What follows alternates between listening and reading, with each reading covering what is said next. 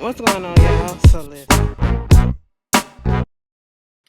Queen Sugar. Listen, I don't know who is doing the program directoring or whatever, but somebody got the titles mixed up somewhere because last week they said episode 10 was Dust from Dawn or some shit. Now they saying episode 11 is called that and episode 10 is called Fruits of a Flower. Bitch, we calling this episode Fruits of a fucking Flower, okay? So we start this episode off with Nova. Oh my god, let me tell you something. This episode got deep, okay? This episode really got deep and we found out some stuff. And I was just sitting here like, oh, so this whole time. See, this is why you cannot make your judgment off of how other people feel about a person. Okay? You sometimes have to go into a situation and assess it for yourself and get to know that person yourself before you make a judgment as to whether you gonna hate this person, dislike this person, be neutral, be okay with them, be associates, acquaintances, friends, whatever.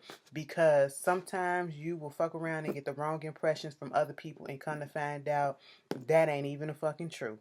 Girl, this episode shed a whole bunch of light on the whole situation with Ernest, Lerna, and Trudy. Okay, Miss Sweetie Patootie Trudy. All right, that's Nova's new mama. Um, let's just get the shit with Well, I'm gonna get Ralph out the way because I ended the episode review last week getting his ass together and just calling him out on his bullshit. And I'm gonna start it off on the same foot because he needs to learn. All right, baby, let me tell you something. There's only so much immaturity that I can take. I mean, I'm still be there, but we got to work as a unit and you got to get your shit together, okay? You have got to put this childish shit away, all right? And you have got to grow the fuck up, okay?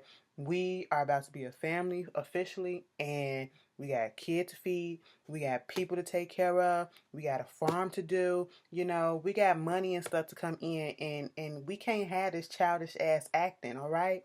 He's still in his feelings. Well, they necessarily not still in their feelings after that little fight that they had the night before. Well, at the end of last week episode. They on their way. He's studying because he's taking Remy's class at the college, for agriculture, which is cool and which is good that he is doing something that, will help him in the long run with dealing with the farm. Yeah, you think you know what you know because you are already doing certain stuff, but you can learn more that can actually help you also in the process. So, you know, um, she asking Bianca, Darla asking, "Are you gonna go ahead and do the class? It's okay. You keeping up? Since you came in a little bit late." He was like, "It's fine or whatever." So you gonna do our class? Talking about the premarital counseling. So eventually he did give a little attitude, but he went on ahead and went. And the preacher was asking some questions, and you know. What are you trying to work on? Well, we just really need to work on our communication in the way that we argue with each other so that it won't go to a hurtful place like you did the last time. And it was like, well, have you ever seen what was the relationship with your parents? Have you ever seen them argue in front of you? Um, Darla instantly said, no, I never. And she tenses up when it comes to her parents, okay? So we can already tell that from filling in the holes in her story without actually seeing her parents or whatever, and her parents are not connected to the Landrys, okay? So y'all can get that out your mind. Her parents are actually two black people. Michael Michelle plays her mother, and the guy, what one of his roles, because he's one of those black actors that be on just about each and everything. He likes candy. The one that was on Poetic Justice, who got into it over his little brush at the hair salon. The one that found out he has a package. Yeah, him. That's the dad. But every time they mention her family, she tenses up. And she said she never seen her father and her mother argue in front of her. Um, it was like, well, if you did, he was always in charge. Because the preacher was like, do they work as a team? It was like, no, he was always in charge. And she followed, the mama followed, and she never spoke up even if she wanted to. Even though she wanted to, she never spoke up. And then we see a sharp contrast from that because when we started talking about Ralph said all he used to do was see his parents kiss a lot and be like, why you kissing? Making goo goo faces and stuff at each other. But his mama died when he was 10 years old, so he didn't get to experience all of that other stuff. So, they working on their shit, and he gives them an assignment or like little homework to work on their communication skills, their listening skills, and stuff like that. And so we see Ralph go to Remy's class, and they're talking, and he asking this question, and he was like, I need some more volunteers, this little white girl, because Ralph said the answer under his breath. And this little white girl that was sitting in front of him, bitch, she repeated the answer. So Remy was like, so why would you do that?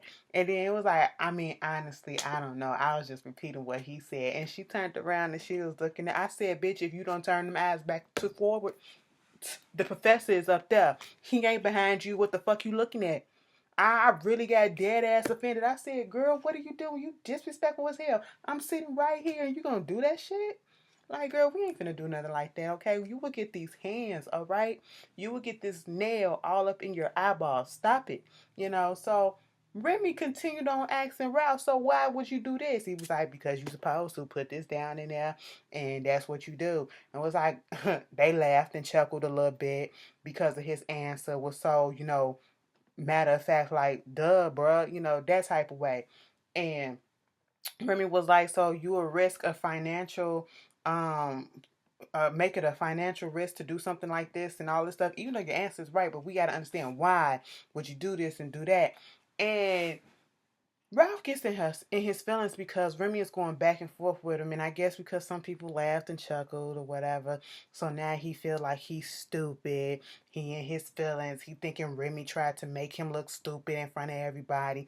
He tried to confront and get upset with Remy. I said, Ralph, go sit in the corner since you want to act like a goddamn child, okay? Stop playing with me, okay? You go back and we see him at the little restaurant, the little deli, whatever, with Lila. Lila. Why I calling her everything but her name? Darla, okay? And she asked him if we gonna do the assignment. He said it sounded like something for Blue. And then she gets in her feelings. I would have got upset too. Like, girl, stop playing. This is not a joking matter. We trying to make this shit work. And you up here playing games with me, and it's not a laughing matter. I really want. You said you want to marry me. Let's do this and let's get this shit right, okay? Let's get these kinks out before we get married. And then she was like, I'm sorry. Remy comes up in there, and Remy has to talk to him because Darla said something to Remy. Come to find out, Ralph literally said he gonna quit the school. I don't need nobody telling me some stuff that I already know. Brother, I can't stand when motherfuckers do that. All because Remy told him something. Because he was teaching you. That's how people teach. He was not belittling you. I didn't see the harm in what Remy did. Now listen, I've been in school and I've seen some professors that say some stuff and they being real trashy with it and they trying to belittle you and make you feel small. But that was not where Remy was coming from. And you should have known that. Remy is a friend of the family. Remy known you for a minute. And you should know of all people, Remy is not going to try to disrespect you. Remy was being your teacher, your professor. It wasn't about friendship at that moment. It was about a professor with a student, okay? He's not going to treat you any different.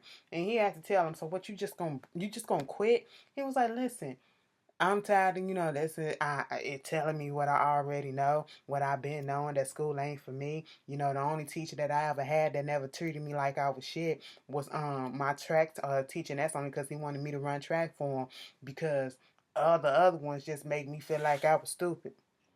Okay, that was your experience. I get it. But that was then. This is now. You know you're not stupid, so why would you let somebody make you feel like you stupid? And Remy had to tell him, you got a lot of potential. I love you, man, but you got a lot of baggage, okay? And you got a lot of luggage that you need to carry. It's okay to sit that shit down. It's okay to have somebody help you carry that shit. You can do it, and I know you're not stupid. I know you're not small, all right? You got a lot that's going on for you. You can, if you need help, brother, I will help you carry that shit for you. I said, I love the positive imagery that we get in Queen Sugar with our black men because every time, just about, I'll say 85% of the time when we see stuff on TV or even in the movies with black men, it's a negative connotation. It is a negative imagery. And this is a positive one where we see a young black man. Well, they kind of young to each other, but slightly older black men lifting up his younger black men. You know what I'm saying? I love that. And they hugged it out. I said, that's all you really needed somebody to pat you down and to hold your hand. Stop playing around. But anyway, so moving on from that, Nova. Nova just going crazy, girl. And it's not really well, let me pause Nova because it's gonna slide into this. Nova and Nova, Vi, and Charlie's story kind of go into each other. But once again, we see Charlie's mom talking about this whole meal thing, and Charlie was talking about the brown sugar. I said, brown sugar queen? Yes. All right, because she's talking about the ins and outs, what they going to do for the little harvest fest that they going to make. You know, she's doing her own little festival. And her mom got some her mom, at first it was sounding like she just trying to, talk down her ideas and why you want to do this and why you thinking this way and why this. And I'm like, girl, let her do what she want to do, okay? Fuck, don't come in trying to fuck shit up. But then Mama had her on the golf course and she was like, you want to make some change? Be a member up in here, because she was looking and she said the only people that she seen now was the workers and the employees, and that was the black folks. Okay, she was like, get you a membership here. And she's such a good golfer. I said, black people and these bougie ass people in golf. I just don't get golf. I really don't. I don't get it. But that guy that sat at that meeting with Charlie pulls up and he sees it. And I thought he was finna come over there and start some stuff and say something like, what the fuck your nigga ass doing over here, But um go back to when they first had that meeting where that white bitch was being rude as shit, okay? He was the only one that kind of sat there and seemed like he was a little bit welcoming to Charlie, like he didn't have no issue. And that could have been a facade because he is also related to the Landrys. And he was like, well, Mama did some research on him. He got 20,000 acres. I was like, well, why don't you come use the sugar mill? I said, oh, Mama trying to get you some clients and shit? Mama trying to help you expand? I said, well, maybe Mama doing something for the farm. I mean, something that can help. But then again, we just don't fucking know, because maybe he finessed his way into that. Like I said, he is a Landry. He like the black sheep of the Landry clan, and he don't get a family discount, so that's why he's going elsewhere. And his great grandmother is his grandmother's sister and all that shit, so they far down the line and all that. And I'm just like, oh, okay. So we'll see how that works. But I said 20,000 acres. That's a lot. Maybe Mama was onto something. So we're gonna go to Vi. Vi, she's working off these, trying to figure out how to mass produce these pies. She needs 350 pies a week for this grocery chain. And I don't know if she thinking that she gonna try to do this all by herself, but baby, you gonna have to have some extra hands in there. And I understand trying to tweak the recipe to make it bigger, so you can put it all together and it still tastes the exact same, so you won't have to just keep making individual pies like this and like that. You can make a big batter and do it all at once or whatever, multiple. And Hollywood is concerned about her. Hollywood concerned about her. And I just want to know, did Vi take that contract and have somebody who is of legal authority, or a Charlie or somebody who can look at it and see if it was on the up and up? Sometimes we see a amount that looks good to us and we go ahead and sign on the dotted line, okay? And we don't read the fine print. So I'm just hoping that, she didn't just go ahead and sign her name to something that she didn't understand. And so Hollywood thinks he's just looking out for Vi. It was like, the doctor told you need to take a rest. She put it out there that the doctor thinks she might have fibromyalgia, but she don't know yet. All right. She was writing at one point. Her hand was hurting. Hollywood is just being what he's supposed to be, a supportive man, looking out for his woman, concerned about her health. She was like, let me go put this thing on you to let you know that, bitch, I'm all to the good. I said, that don't mean nothing, That don't mean nothing bad, but she doing all of this stuff. Hollywood say, I'm inviting my friend over. He invite the white boy over to the house, and Vi comes over, and she was cool with him inviting a friend over until he found out that he was a white boy. I said, So you have a problem with white people. I mean, I understand. And she was like, when he left, Hollywood was like, so are you serious? It was like, see, this is where our generation comes into play, the difference in our generation. I said, I mean, I understand that's how things was back in the day, but damn, it's 2017, girl, you better grow up, okay? Every white person, I mean, every white person ain't bad, okay? Every white person ain't a negative bitch, you know? So stop that, you know? I get it though, but it was just shocking that Vi had those feelings because I was like, damn, Vi, I ain't expect that to come from you. I thought Vi liked everybody, but apparently not. You would sell them pies and get that money from that white man though, but we ain't gonna touch on that one. Take his money, but we don't have to like his ass. Moving on from that, we get Nova trying to figure out what she needs to wear on this interview that's gonna happen down in Atlanta or whatever that Robert and got her. So she needs Charlie to help her figure out some shit. And Charlie was basically like, you need to go get a new wardrobe. She kinda gets down to Atlanta and she trying to figure out what to get. The lady come over there and said, girl, I'll just put you some clothes in the fitting room that you can just try on. In this moment, this is when Robert calls her. And she had told, Nova told Charlie that Robert gave her the key. And she's just, you can tell that she is not used to this. She's such a free flowing spirit. She's not used to being tied down or thinking about having a relationship like that. And that's why I felt as though when she was with that cop, she knew he wasn't going to leave his wife. And that was okay with her. You know, she's not that monogamous type of person.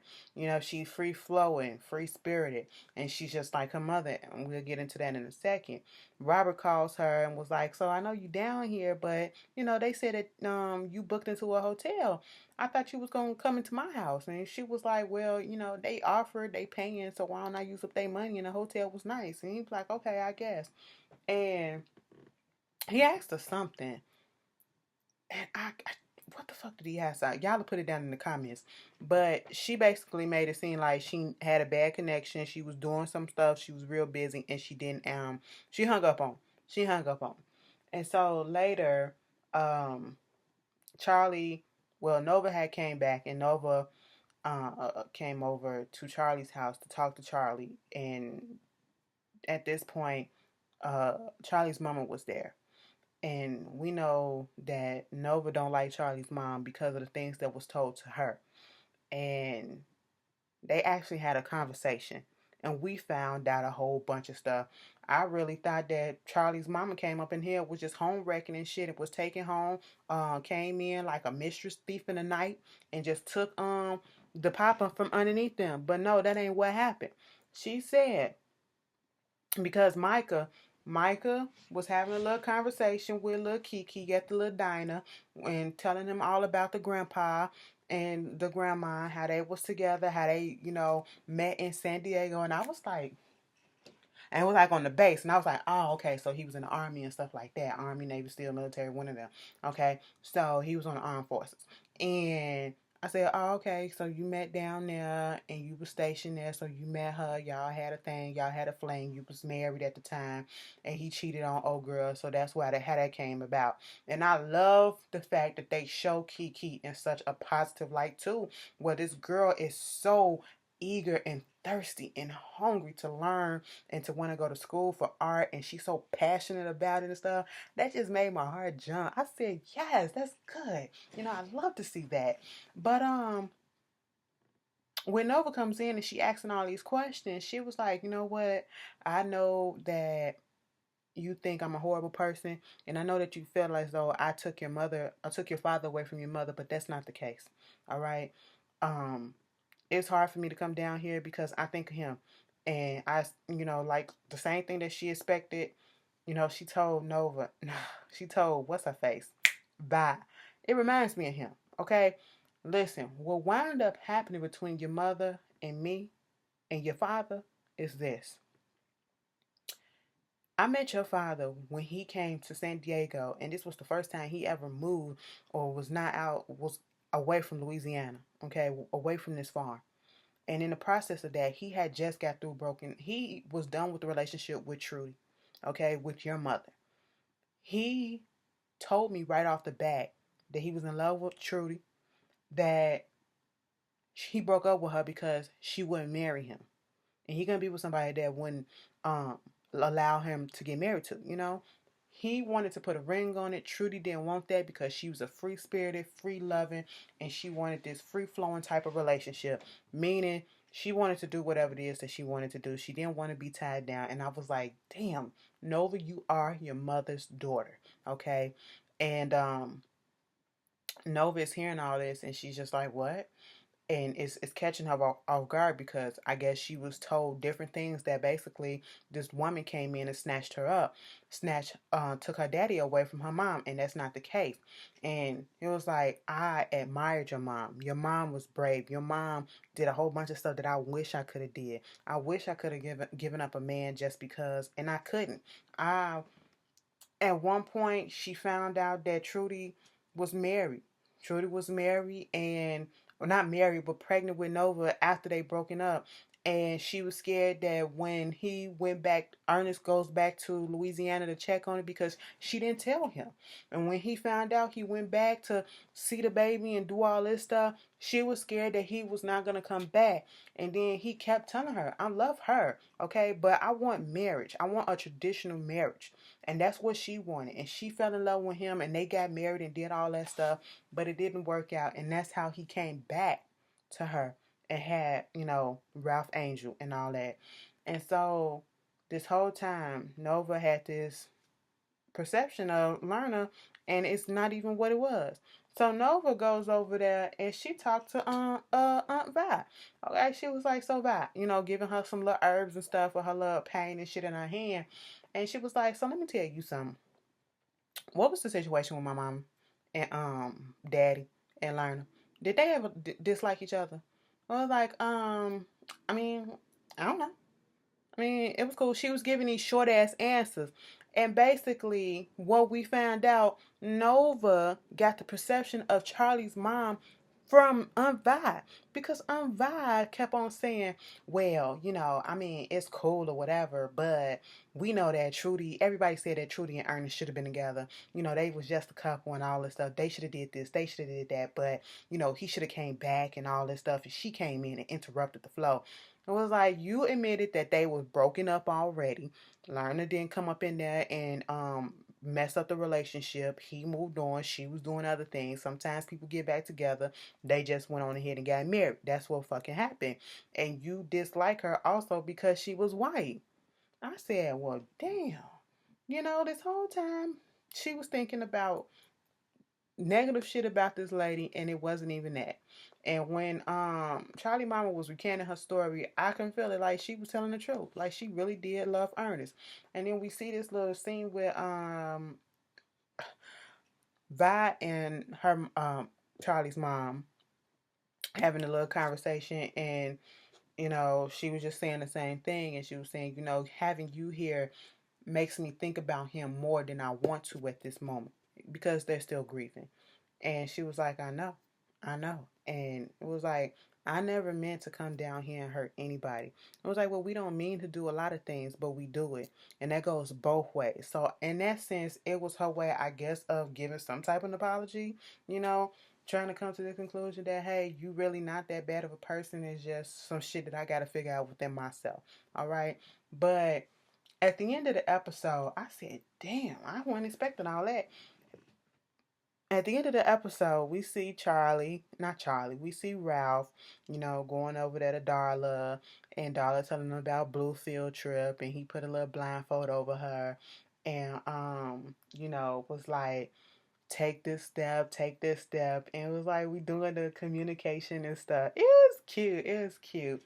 So, with the Hollywood thing, Hollywood was out with old boy, and his boss come up there and said that they got a 6-day contract or whatever extended overtime thing, and then they gonna be picking up some more shift permanently because of the Royal Company connection with Sam Landry. And at this point, Hollywood was like, bruh, I can't do it. Dude was like, so you gonna give up some permanent employment for this? He was like, yeah. And I was like, there you go, Hollywood. Because at first I was like, last week when I saw Sam Landry come up there and you were still kicking it with him, well, not kicking it with him, but you didn't move. You didn't move and you still working over there with it. I said, what you doing? You turning your back on the family? But money is a money, sometimes. But that's dirty money. And that motherfucker's trying to take down your family and you ain't got time for it. And so he said, no, I can't do it. I was like, good for you, Hollywood. Because I was about to put, what the fuck are you doing? I was about to ask those questions. At the very end, we see Nova. She's sitting on somebody's couch, and then we see Robert come in. She's at his house, and she was like, the last time we talked, it was terrible, but she just found out some things that was different from what she believed. And it's like, you think you got everything figured out and then you get a new puzzle piece and all this stuff. And she just said, I'm just tired of trying to figure out how things ends. I'm tired of pushing you away. So at this point, with this little revelation that Charlie's mom gave her about her own mom and her dad and the feelings that she's been having and all this stuff, I guess it's kind of freed her in a way to be okay to allow love to come into her life and to be close to somebody. And so I guess she's going to give this a shot with him. And her relationship with Robert is deeper because they also are working together, like Charlie said. You're going to have to learn to separate the two. And then some shit going to go down next week. So I can't wait. That was Queen Sugar, y'all. Y'all tell me how y'all feel. I will see you guys tomorrow. Peace.